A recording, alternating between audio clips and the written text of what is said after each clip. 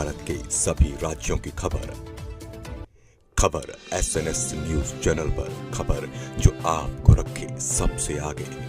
Police द्वारा मामले की विवेचना करते हुए आरोपियों के पतासाजी की जा रही थी। प्रकरण में मृतक अभय सील के पिता पलाश सील और मां रंजिता सील ने एक ही राय होकर अपने बेटे की हत्या की थी। आरोपियों के खिलाफ पर्याप्त साक्ष्य मिलने से उनकी गिरफ्तारी की गई। अपना जुर्म स्वीकार करते हुए आरोपियों ने बताया कि उनके बेटे अभय को नशे की लत थी।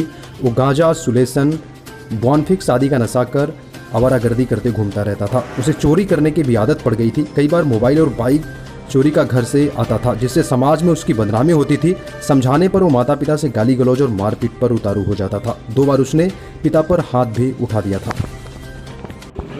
थाना गुंडाहोर के PV20 गांव में प्रभात सरकार के खेत में एक मिलने की सूचना प्राप्त हुई थी पुलिस को, जिससे तुरंत ही पुलिस की टीम जो है वहाँ पहुँची थी मौके पर, और मौके पर जाकर बॉडी का और घटनास्थल का पूरा मुआयना किया था। और बाहर से डॉग स्क्वाड और FSL की टीम बुलाई गई थी ताकि बहुत अच्छे से साइंटिफिक इन्वेस्टिगेशन हो सके।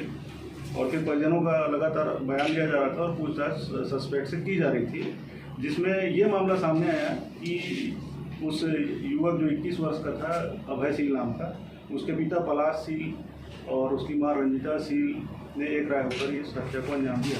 इतने क्रूरता से सर जो हत्या कर दी गई, क्या वजह हो सकती है, क्या सामने निकल रहा है? इनके पिताजी ने बयान में बताया है, जो आरोपी हैं, कि अभय सील से बहुत ज़्यादा वो परेशान थे। वो बहुत ज़्यादा नशा करता था, नशे की लत थी उसको। बोनफिक्स, सुलेसन, गांजा वो हमेशा इस्तेमाल करता रहता था। इसके अलावा कई बार वो चोरी भी करता था, मोबाइल चोरी कर लेता था, कभी बुलेट चोरी करके ले आया था एक बार, जिसके कारण उनको समाज में बहुत ज़्यादा बदनामी होती थी। कुछ दिन पहले उन्होंने उसको नागपुर में भेजा था हल्दीराम कंपनी में काम करने। वहाँ भी मुश्किल से 2 दिन रहा वो, और उसके बाद फिर से अपने पिता से ही पैसा मंगाया कि मेरे घर वापस आने का पैसा, तो पैसा नहीं है, ये पैसा भेजा। तब वो बस से वापस आ गया और फिर यहाँ आकर नशा करने लगा।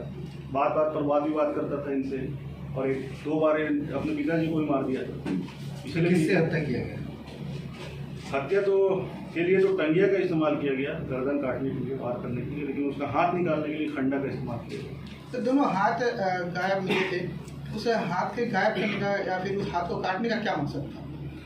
जैसा कि आरोपी ने अपने कन्फेशन में बताया है कि वो 2 बार अपने पिता को ही मार दिया था आरोपी, और पिता उस मार खाने के कारण बहुत ज़्यादा आहत था, और जिस हाथ से उस लड़के ने उसको मारा था, उस हाथ को वो निकालना चाहता था, और इसीलिए जो है उसने खंडा से मृत्यु होने के बाद लड़के की उसको काट के माता और पिता